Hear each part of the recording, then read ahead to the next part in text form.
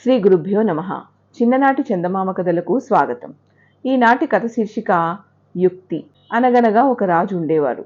అందరి రాజుల్లాగే మన రాజుగారింట్లో కూడా లెక్కలేనంత డబ్బు, రత్నాలు, మొహరీలు, వెండి గిన్నెలు, బంగారు గిన్నెలు, ఒకటేమిటి విలువైన వస్తువులన్నీ ఉన్నాయి. రాజుగారి దగ్గర ఎంతో మంది నౌకర్లు, చాకర్లు కూడా ఉండేవారు. ఇంతమంది ఉన్నా ఎప్పుడూ రాజుగారింట్లో దొంగతనం జరగలేదు. అసలు ఆ రాజ్యంలోనే ఎన్నడూ దొంగతనం జరగలేదు. హాయిగా రాజ్యం ఏలుతున్నాడు మన రాజు. ఇలా ఉండగా ఒక రోజున రాజుగారి ఇంట్లో ఒక బంగారపు గిన్నె పోయింది. ఎన్నడూ తన ఇంట్లో దొంగతనం జరిగి ఉండకపోవడం చేత రాజుగారు గిన్నె పోయేసరికి చాలా విచారించారు. దొంగని పట్టడం ఎలాగా అని ఆలోచించడం మొదలుపెట్టారు.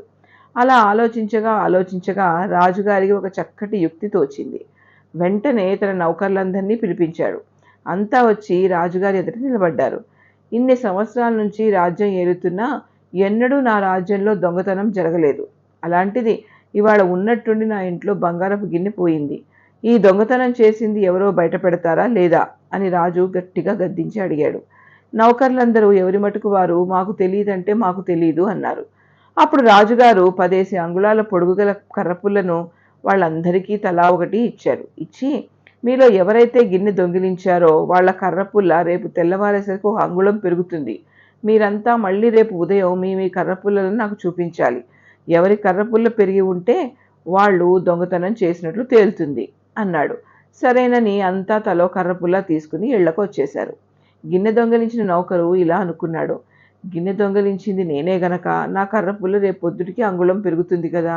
అందుకని ఇప్పుడే 1 అంగుళం ముక్క నా కర్రపుల్లలో కోసివేశానంటే తెల్లవారేసరికి మళ్ళీ మామూలుగా 10 అంగుళాలే ఉంటుంది కదా అని అనుకున్నాడు.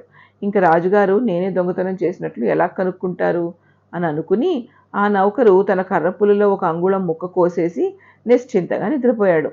తెల్లవారి అందరితో పాటు ఈ నౌకరు కూడా రాజుగారి ఎదుటికి వెళ్ళాడు. అందరి కర్రపుల్లలు అదివరకటిలాగే 10 అంగుళాలు ఉన్నాయి. పాపం మన నౌకరు కర్రపుల్ల 9 అంగుళాలే ఉండడం చేత రాజుగారి చేతుల్లో పట్టుబడిపోయాడు. వాడు తను చేసిందంతా బయటపెట్టి గిన్నె తిరిగి ఇచ్చేశాడు. తర్వాత రాజు ఆ నౌకర్నికి శిక్ష విధించి జైల్లో వేశారు.